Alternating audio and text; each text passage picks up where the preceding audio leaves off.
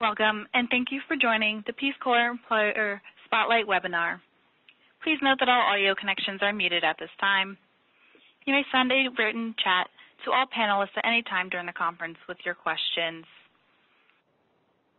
As a reminder, this conference is being recorded. With that, I'll turn the call over to Elias Hernandez. Please go ahead.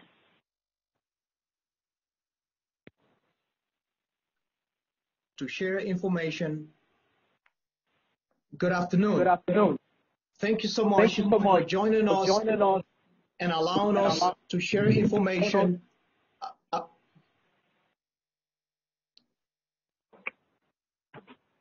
Good afternoon. Thank you so much for joining us and allowing us an opportunity to share information about the Small Business Administration job opportunities. We know many of you are abruptly returning from assignments due to this coronavirus crisis.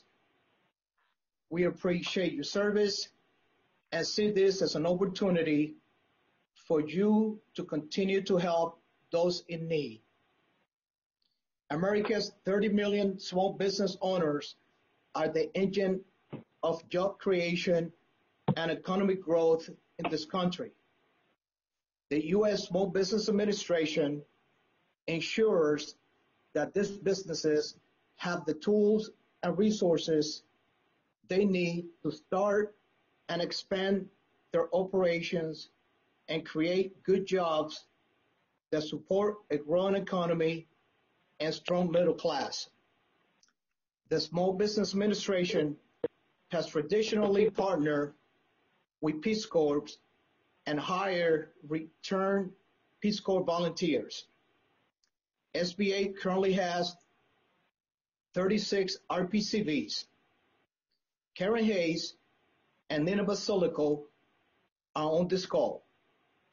As well, Karen is an RPCV who served in Samoa. And she and Nina both previously worked at the Peace Corps. They work with me in the Office of Human Resources Solution. Currently, the SBA is focused on helping the small businesses survive the coronavirus crisis through various loans and grants programs. This afternoon, representatives from our Office of Capital Access, the Office of Field Operations, and the Office of Disaster Assistance will briefly describe their office missions and the temporary jobs opportunities they have. These temporary jobs are for different length of time, from 6 months to about a year and a half. It is a great opportunity for you to explore what employment in SBA can be like. We appreciate you considering these opportunities. Before I turn the program over, I want to thank Tracy DeMartini and Kathy Hammond from the Peace Corps for collaborating with us on this webinar. Their support is invaluable, and we help the millions of small businesses suffering at this time. Now it's my pleasure to introduce Ms. Adrienne Grierson, Supervisor, Program Analyst, Office of Capital Access. Hi, and thank you, Elias. Good afternoon. My name is Adrienne Grierson. I'm the Deputy Director in the Office of Financial Program Operations in the Office of Capital Access at SBA.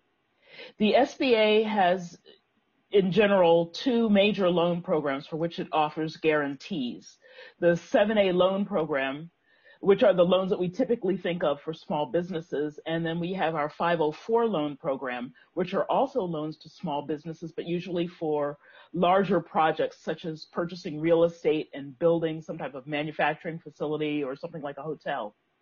For these loan programs, SBA partners with both bank and non-bank lending partners. And in order to encourage lenders to make loans to small business, SBA typically pays the lender 75 cents up to 90 cents on the dollar if a loan defaults or goes bad. Under the current Paycheck Protection Program loans, SBA is guaranteeing 100% of those loans. Last week, Congress appropriated $349 billion for loans in this program, and SBA is currently hiring to support this volume. We're currently hiring in 5 of our 8 loan centers across the country. Right now, the positions are based remotely so that new hires will be working from home. Those 5 loan centers are Herndon, Virginia, which is a DC metropolitan area, Citrus Heights, California, which is in the Sacramento area, Little Rock, Arkansas, Hazard, Kentucky, and Fresno, California. And we're hiring for the following positions. I'm going to list the positions, but in the positions that I'm listing here, you're going to be able to work with lenders, and you're going to be able to work with borrowers to make sure that they understand the requirements of the loan program and to guide them through the process. And this is probably one of the most rewarding parts, because even though you're making loans or you're working with people to ensure all the paperwork is done for the loans, this is where you really get to talk to the borrowers and explain to them what you're doing and how the loan is going to help them, and to really bring them up to a certain level of understanding. So this part is rewarding in a lot of ways. So we are hiring what we call loan processing assistants. And those loan processing assistants research and respond to inquiries that involve a lot of questions that are substantial but kind of complex. And those questions can range anywhere from the status of a loan application to asking for a modification or change in the terms of the loan. Those loan processing assistants also screen and analyze some of the less complex pieces of loan applications. But most importantly there, you do contact the lenders and you advise the lenders, those would be our bank and non-bank lending partners, on how to get the applications to the borrowers and what's required for submissions. We're also hiring for loan servicing assistants, and these are, depending on the center in which you work, these are almost the same as the loan processing assistants. The loan processing assistants work up front to get the loan moving initially. The loan servicing assistants work a little bit later in the life of the loan to ensure that all of the interest payments, principal payments, those things are done. So the loan servicing assistant does the work of comparing financial statements of loans which may be considered problems. We compare those statements to prior statements, and we make some decisions as to whether the loan needs to remain on the same terms or whether we need to provide some relief to a borrower by perhaps offering a deferment or some other type of relief to a borrower. Still, with this loan servicing assistant, as with the loan processing assistant, you work with the lender and sometimes with the borrowers.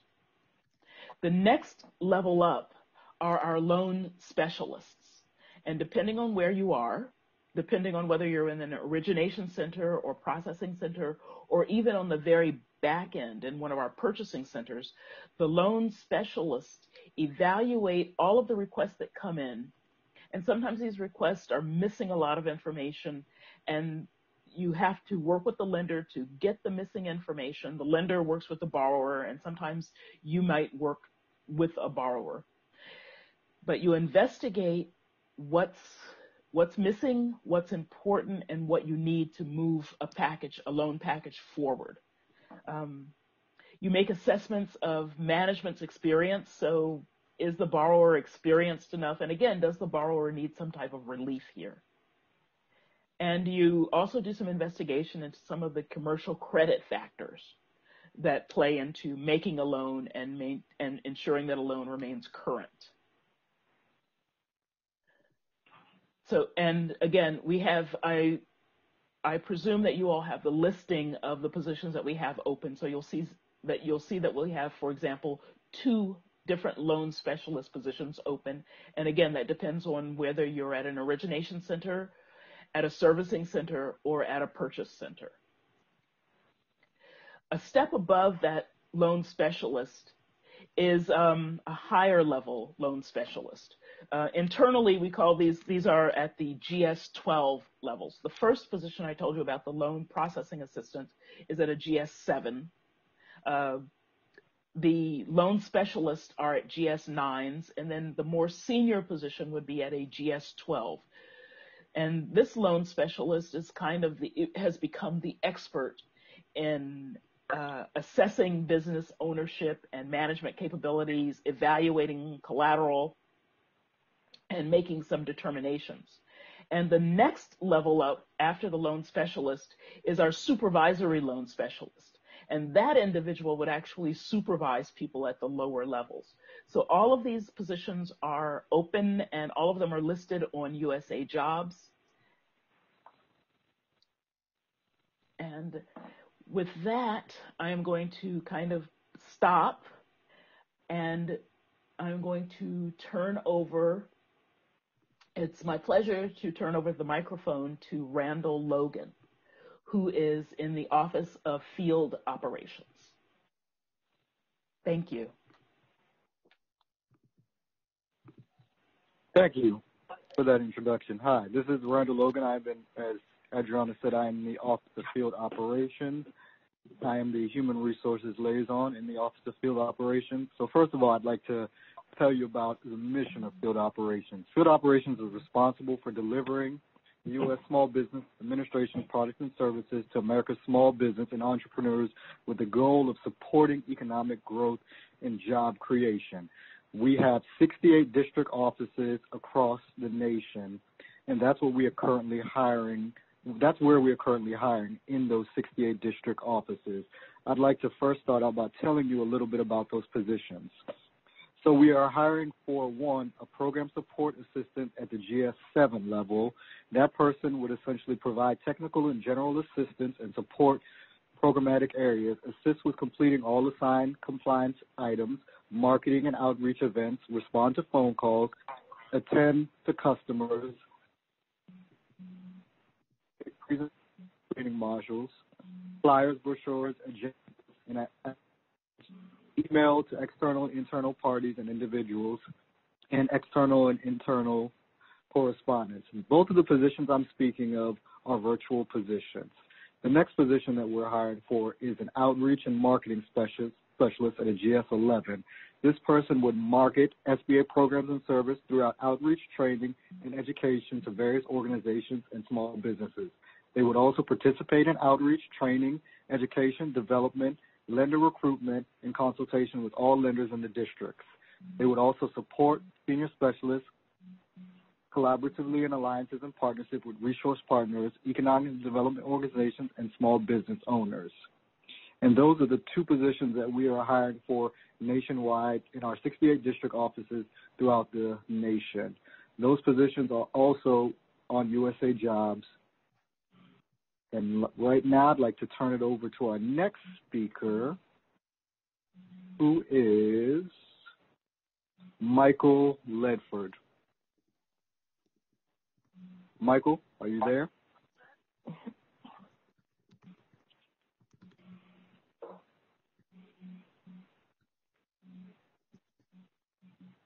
Can you hear me?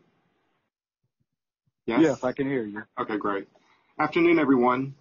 Again, I'm Michael Ledford with the Office of Disaster Assistance.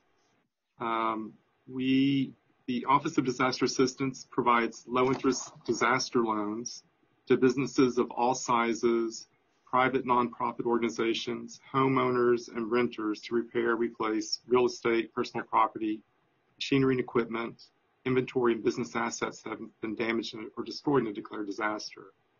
The current situation that we're dealing with COVID is a little bit different. No, we're not dealing with property damage. We're dealing with economic loss. And so we do have an economic injury disaster loan program. Congress and President Trump funded us early on with $7 billion in additional loan funds to assist businesses and nonprofits in this time of need. We have 6 locations across the country. We have our customer service center in Buffalo, New York. We have our field operations center east in Atlanta, Georgia, our field operations center west in Citrus Heights, California, our loan processing and loan disbursement center in Fort Worth, Texas, and then an administrative and human resource IT center in Herndon, Virginia, and then our headquarters here in DC. We are currently looking to hire loan officers and attorneys, both grade levels at the GS 911, which ranges from about 53,000 to 64,000 in annual terms. And that will depend on the locality of where you actually work. We're looking for a loan. We're looking to hire. If we hire you and you do not live perhaps near our Fort Worth processing center or Citrus Heights or one of our offices, we will hire you and use your residence as your duty station. You will need high-speed internet access. We will provide you the link so that you can use your own personal laptop or computer to link into our systems. So that will be necessary for you to have that type of equipment.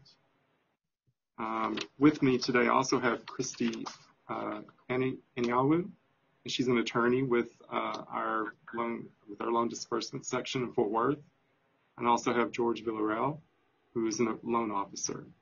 So as you have questions, they'll also be able to really answer any technical job-related questions. But for our loan officer, basically, as the loan applications come in, you'll review them and make a decision whether to approve or disapprove.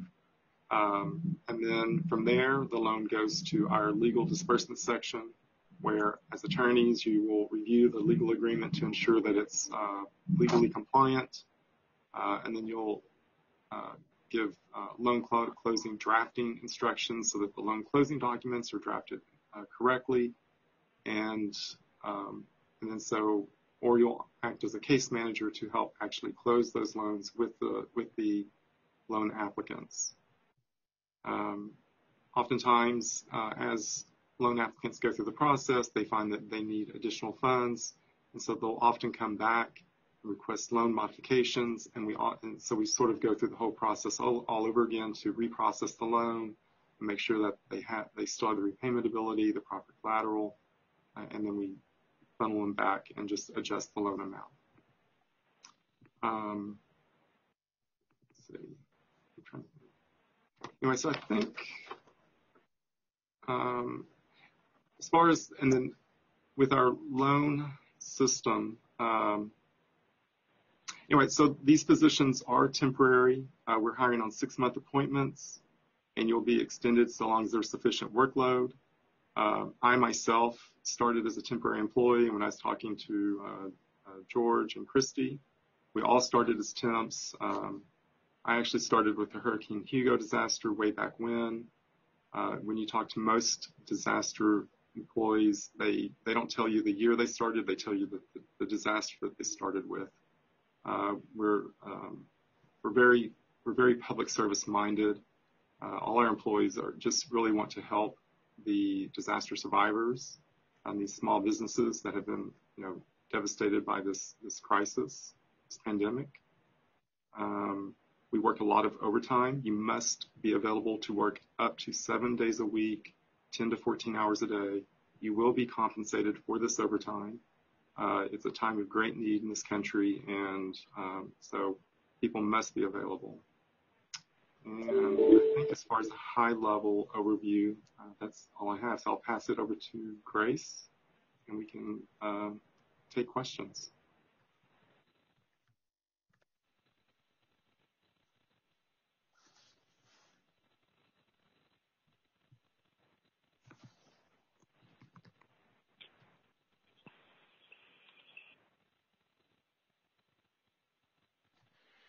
Do we have questions? Yeah, one moment, Mike. Grace, are you there? Yes, to ask a question, press #2 on your telephone keypad to enter the question queue. You will hear a notification when your line is unmuted. You may then state your name and question. If you have the opportunity to ask a question over the computer and you have audio connected, you may raise the hand in the chat next to the chat icon.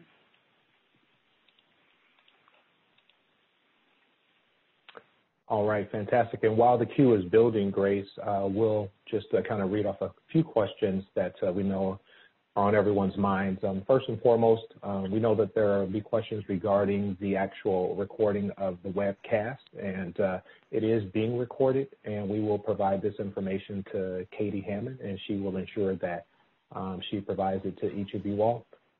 Additionally, there are some supplemental documents that the SBA has provided to Katie, and Katie has assured us that she will get that information to you all as well. A lot of the information that you've heard our three presenters from the Office of Capital Access, Office of Operations, and Disaster Assistance provide is in those documents, and so that information will be provided supplementally at the conclusion of this webcast. Also, we will be pulling together a frequently asked questions document based on today's questions and answers, and we will get that information over to Katie, and Katie in turn will get that out to you all as well. I know that there additionally were some questions regarding non-competitive eligibility, and I did want to turn that over to Karen so that she could address that quickly. So Karen. Hi, everyone. This is Karen Hayes. I work in HR at SBA. And just wanted to say a word. If you're not familiar with the federal hiring process, you may have heard something about non-competitive eligibility, which Peace Corps volunteers who complete service get. We're in a special circumstance here. This is federal hiring, but because these are temporary positions in respect to the national emergency caused by the COVID-19, it's a direct hire, and so you don't need to worry about non-competitive eligibility. If you served 20 years ago like me and don't have it anymore, you may apply to these jobs. If you were evacuated and don't have a DOS or some of the other documentation, don't worry about it. We want to get people in and hired to help the American people. We have direct hire authority, and so we're going to hire folks who are qualified. Thanks.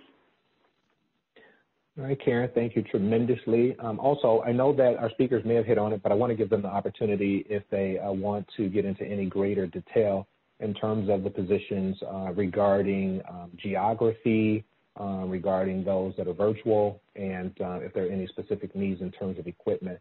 And so, again, we'll just open it up to them one by one to see if there's anything they wanted to add. And so, Adrian, is there anything you wanted to add?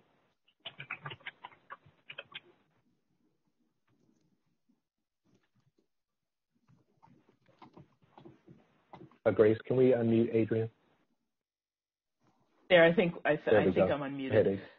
So even though some of our positions all of our positions right now are telework positions, and some of our positions are actually tied to an office, those 5 offices I read off. And so once the pandemic is over, those people will have to report into an office. However, some of our positions that we've announced are 100% remote or 100% telework.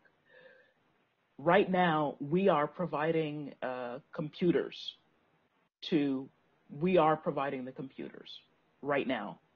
We are working on some options where people may be able to use their own computers.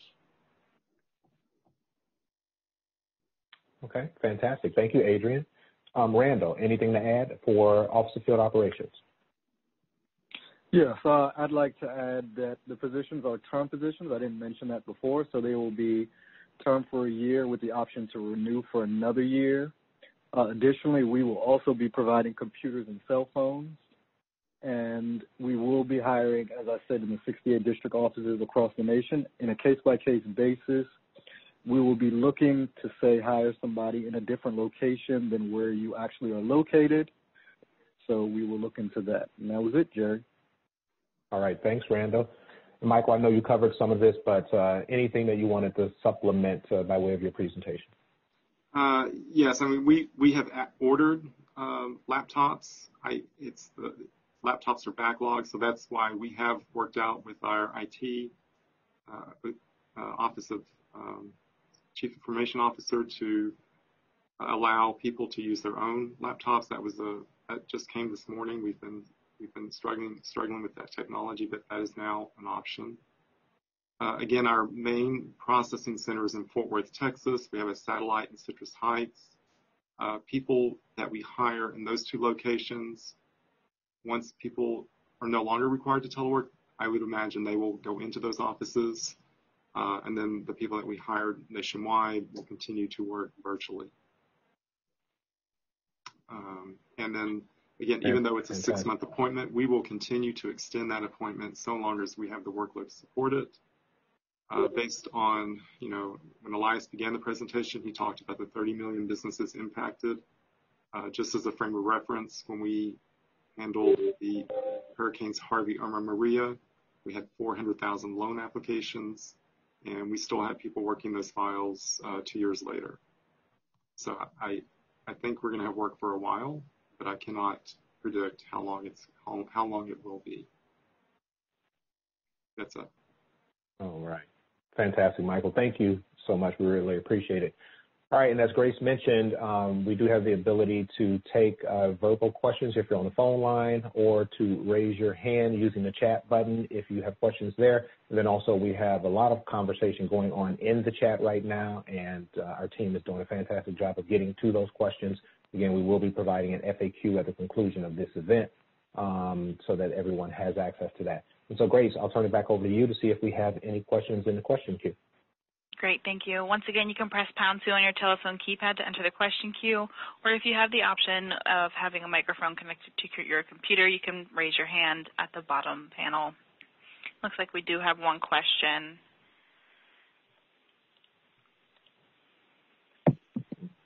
Hello, can you hear me? Yes, we can.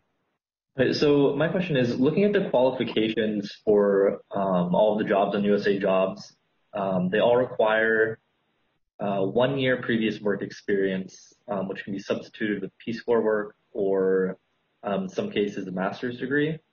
So a lot of us Peace Corps volunteers were evacuated prior to being in country for 1 year. So should we even bother applying in those circumstances?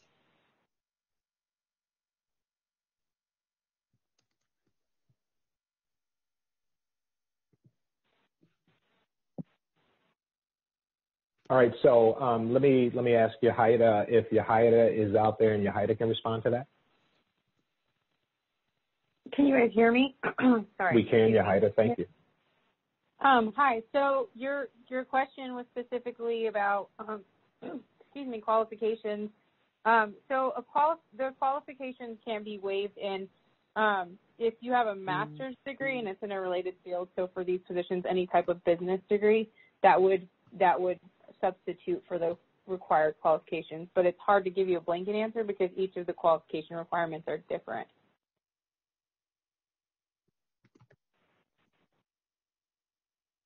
All right. Does that Thank answer you, your Yahida. question? Yeah, I think so.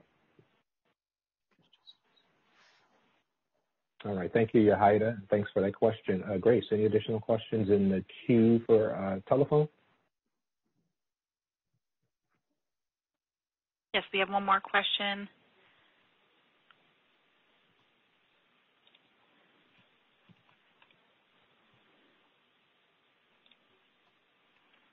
John, go ahead. Your line is unmuted. Okay. Can you hear me now? Yes. Okay, great.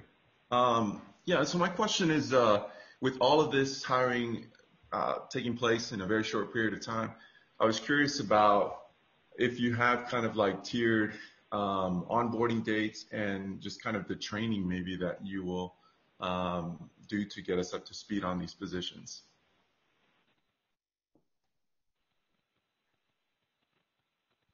Hi, this is Yahida. So as far as onboarding dates go, it really depends. There's a little bit of a process where Once there's a selection, we have to send candidates through our suitability.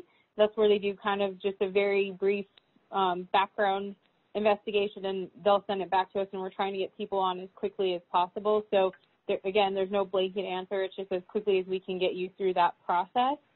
But we're really trying to hire people in the short of a time as a week. And then as far as training goes, I'll kick that over to Adrian and Randall.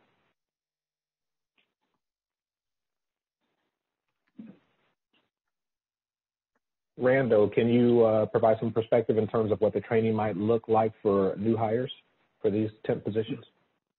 Yes, for both the GS7 and the GS11 positions, we will be putting together a training manual which you can read virtually, and we will have trainers that will be able to work with you virtually on the training and working through any kinks or issues that you may have. But we are putting together a training manual, as I said, and a trainer to train you throughout the year that you will be on board. All right, fantastic. Michael, what about ODA? What will you all be doing? Can we unmute Michael?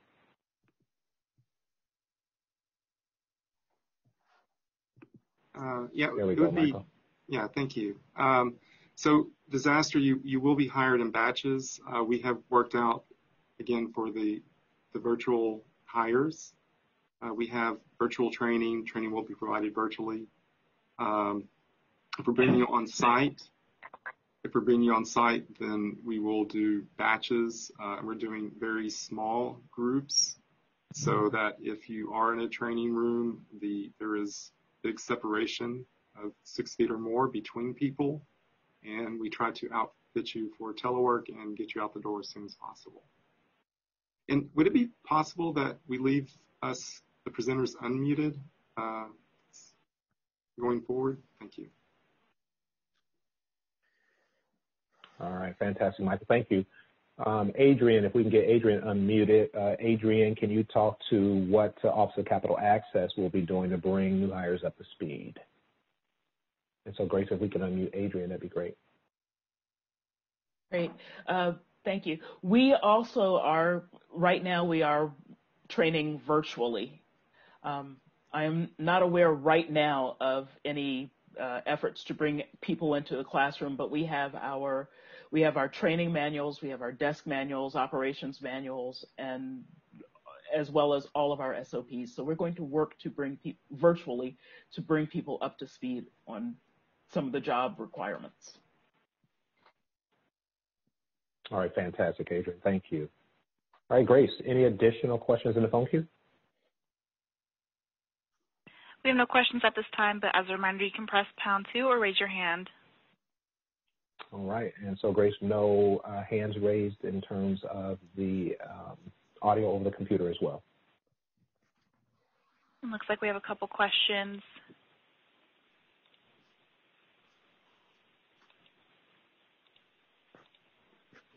Go ahead, your line's open.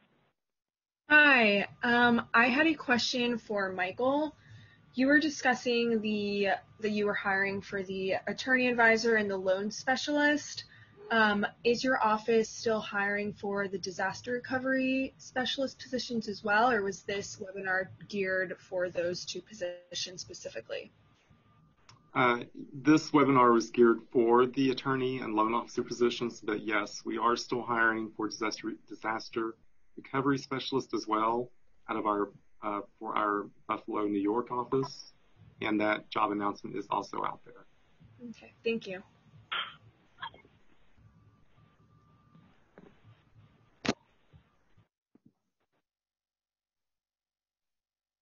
All right, Grace, I know you said we had a couple of questions. Any additional questions via Zoom? Yes, please go ahead. Your line's open. Hello? Hello? We can hear you. Yeah, sorry. I have dogs barking in the background. My name is Robert Harden. I served in the Peace Corps a couple years ago, and I just recently finished as an attorney working for FEMA. And I no longer work for FEMA, but I applied for the attorney position with the SBA, and I was at GS12 with FEMA, and I was wondering, I guess, what would I mean, you know, if I were to get called by you guys, what would I be hired at, and how long would I expect to hear back from you guys regarding whether it's a job opportunity or not? So I would expect we're only hiring at the GS11. We would look at your experience with FEMA and the legal work you were doing there, and we would look at highest previous rate. So I would expect you would come in as an 11 with steps as opposed to an 11 step 1. And then I believe, are turning loose a contract with the Office of Personnel Management to assist us with qualifying the resumes, and I expect that to start either later today or tomorrow. So I would expect perhaps in a couple of weeks that we'll start being able to make lots of job offers as they. And again, Yahida referenced this earlier. There's a tentative job offer, then you go through suitability to make sure that there's nothing in your background that would preclude us from hiring you, and then there's a final job offer, and then an EO entry on duty date is set. Okay, thank you. All right. Yahida, anything else to add in terms of some of the specific questions about what grade a position once held and coming into positions that are lower than what they once held? I just want to make sure if there's any clarity that OHRS needs to provide that we can do that. So the only thing that I would add to that is that your previous grade, as long as you meet the minimum qualifications, let's say you were GS12 and we're bringing you at the GS11, we would give highest previous rate, and so your salary would be adjusted for consideration of your previous grade. That's the only thing I would really add. Fantastic. Thanks, Yahida. All right, Grace, any additional questions in the queue? Go ahead, your line is open.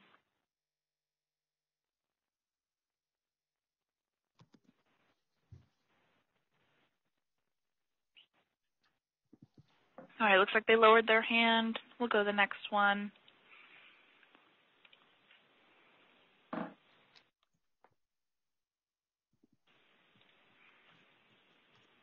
Hi, folks. Got another question. I was wondering, in terms of the hiring process, you mentioned that you started looking at resumes maybe already within a week. I'm graduating soon with my MBA, but that graduation is not until May 15th, and so I was wondering what your start dates are, what your goals are for your start dates. Thank you. This is Yahida. I'll take it. Oh, I'm sorry. Go ahead, Yahida. No, that's okay. I'll take it initially in that right now everybody's trying to get people on board as quickly as possible. Like I said, we're starting to set effective dates as early as the end of this week. So if we have something available, we may still be hiring in May. But as of right now, we're trying to get people on as soon as possible through this month.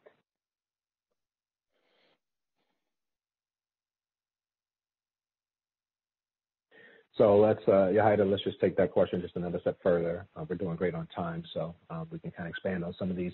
So if someone is not available until, let's say, the May timeframe, and the SBA were interested in them, is it a situation where we will likely be able to accommodate a later start, or are these positions of such urgency that we most likely will move on to the next candidate? From an HR perspective, we are only considering people who can start immediately. However, when they're working with the program offices, if a program office would like to delay it, that would be up to each individual program office. So I would ask Randall or Adrian to answer that. Great. Adrian? Well, right now we are trying to get people on board, and like Yahida said, we are trying to get people on board immediately. I don't know. We will move on to the next candidate, and I don't know that we will have openings still available in a month from now. Great. Yeah, thank you. we would not Randall? be able to hold. We would not be able to hold open. I'm sorry. That's fine, Michael. Go ahead. Yeah, we would not be able to hold open a spot. We are looking at some pretty big hiring numbers. So I would say check back at May. The other issue is because you don't have your master's, you're not technically qualified. And so you're going to probably go to the not qualified bunch until you actually have your degree. So it's just with the numbers that we're dealing with, it's harder to deal with the one-off. So. All right, great. Thank you, Michael. And Randall, what about Office of Field Operations? Yeah, we also will not be holding any offers. We're trying to hire immediately and get these positions filled as quickly as possible. All right, fantastic. So it sounds like in each of the program offices instances, sense of urgency, obviously, with respect to filling their vacancies, and if resources not available, they will most likely move on to those that are. All right, thanks, John, for your question. Grace, any additional questions? Yes, we have another question. Go ahead, your line's open. Hi, this question is from Michael. Could you please clarify what you meant about the Buffalo, New York office being the only one hiring? So I applied for a disaster recovery specialist position and accepted it on Friday. I live in California, so should I assume I'm good to go? Yes, it sounds like it. And again, we do have so our Buffalo office does have a small satellite office in Citrus Heights as well. So yes, so you should be fine.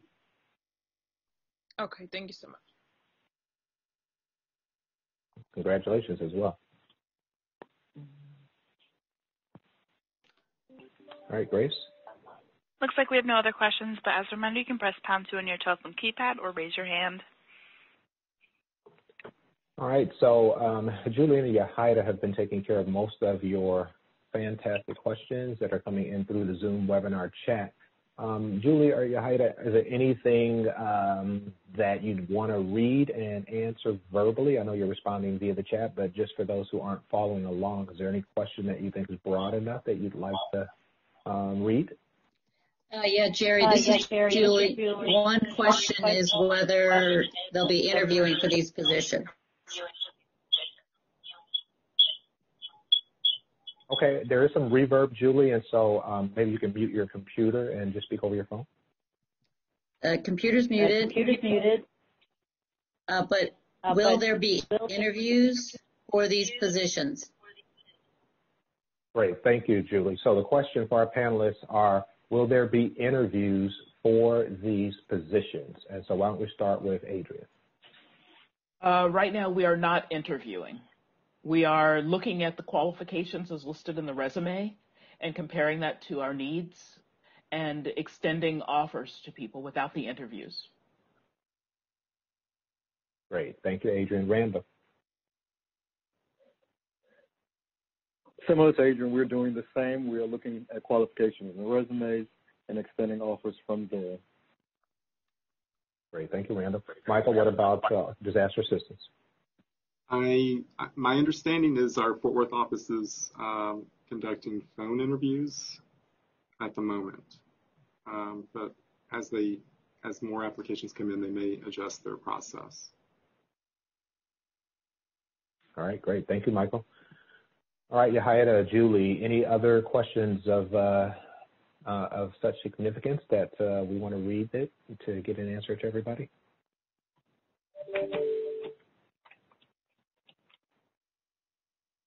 All right, hearing none from Yahida and Julie, Yahida and Julie rather.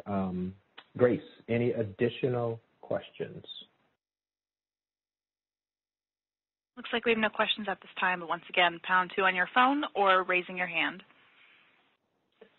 All right, Adrian, let's just kind of do round robin before we wrap things up. Anything else based on what you've heard, Adrian? Any other questions that proactively you might want to answer that didn't get asked that people may have? Anything else you want to share regarding the great work that Office of Capital Access is doing and what folks can do to join your great team? Visit usajobs.gov. And if you narrow your search to SBA, you'll certainly find our positions. They should be there.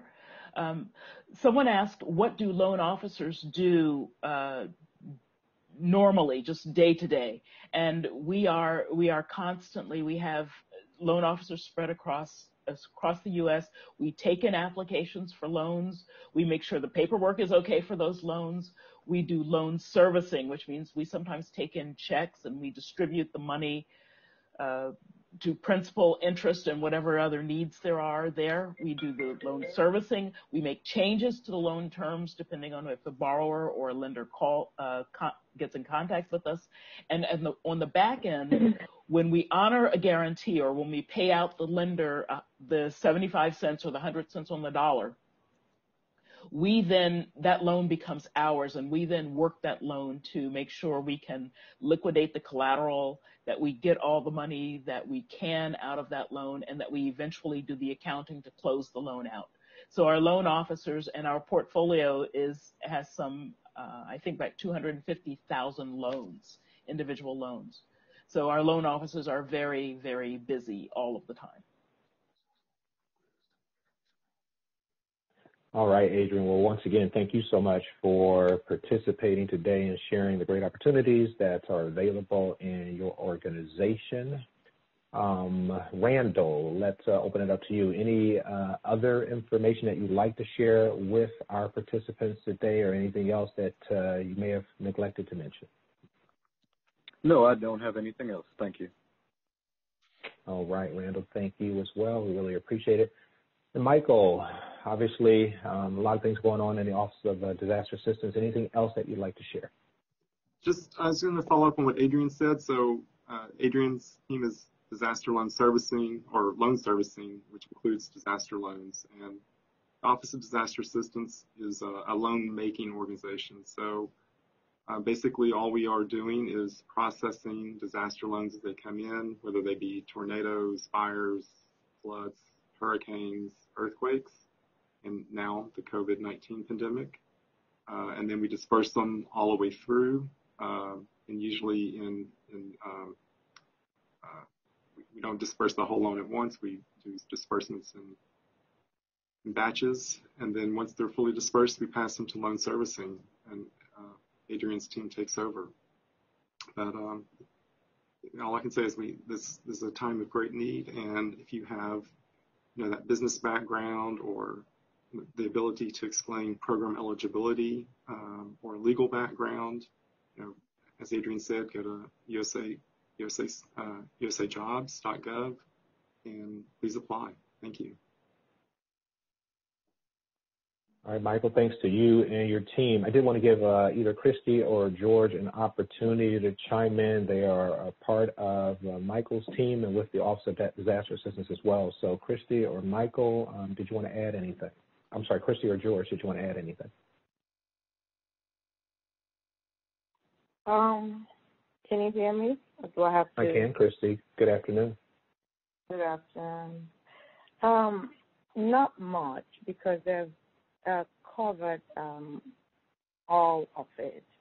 But the only thing that I can say to anyone that is trying to come in on the, loan processing and approving side, like an attorney or loan officer, it is a very rewarding opportunity that you will have. Like Michael said, we all started as temporaries. I started with Katrina as a temporary person, and I've been working since. And you will have to be a little bit flexible, because it can take you from place to place.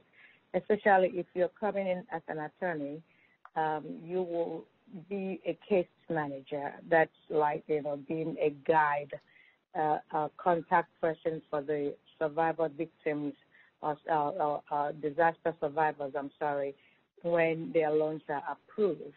And also as an attorney, when things change, like now, I am not doing any case management. I'm doing what we call drafting. So when the loan officers process the loans and it comes to the legal department, then we will review for those state-specific requirements, documents, and everything. And when we sign off, it's like drafting the loan.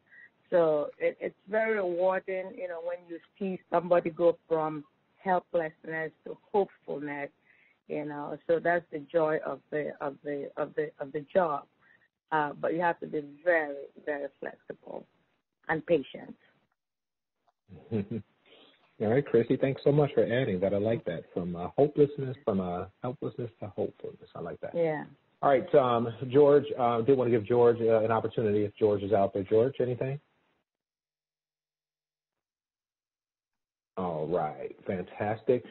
Karen and Nina, I wanted to provide you all with an opportunity. Karen, I know you chimed in earlier, but based on what you've heard, and obviously both Karen and Nina have careers previously in the Peace Corps. And so anything else that you all would like to add? Yeah, thanks, Jerry. This is Karen. I would like to emphasize, especially for folks who were evacuated, it can be a very anxiety-producing time. And I think, getting an opportunity to, even if you hadn't considered work in the loan arena or with SBA, give it a try. It could be something to get you some income coming in, could be something to go on your resume, could help you think about whatever the next step is. And because of the temporary nature of a lot of these, what have you got to lose? And so it would really encourage people to give it a chance. All right, Karen, thank you. Nina, anything else that you'd like to add? No, Karen did a good job of covering it, but we would love to have you, so we highly encourage you to apply. All right, fantastic. Last round, Grace, any additional questions? Yes, we do. Hello, good afternoon. Hello, good afternoon. Can you hear me? Perfect. So my question was a general question regarding health benefits and just kind of the benefits in general. I understand that it's a temporary position, but given COVID, I am a Peace Corps evacuee, so I'm definitely interested in taking care of myself in these upcoming months as well. So I was wondering, just given the nature and the temporary nature of some of these positions, what that would look like with SBA. Hi, can you chime in? Oh, fantastic. Yep. So these are temporary positions which do allow for health benefits, but no other benefits would be available. So no retirement, TSP, life insurance, any of those types of benefits would not be available, but health insurance is available to this type of appointment. Wonderful. Thank you so much. Absolutely.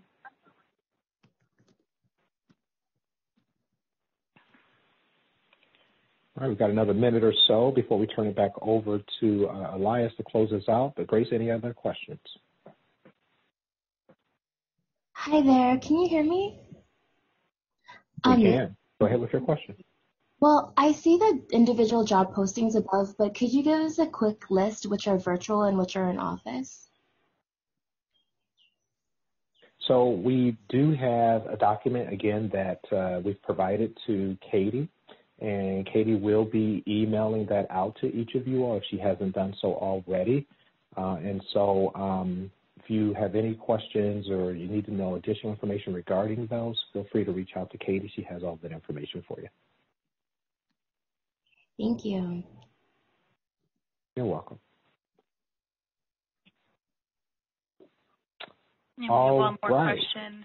One more? Fantastic. Let's go. Okay. We've got time for one more. Go ahead, your line's open. Oh, hi. I think my question was actually just answered by the previous caller. So thank you so much. I'll wait for that email from Katie. Fantastic. Thank you.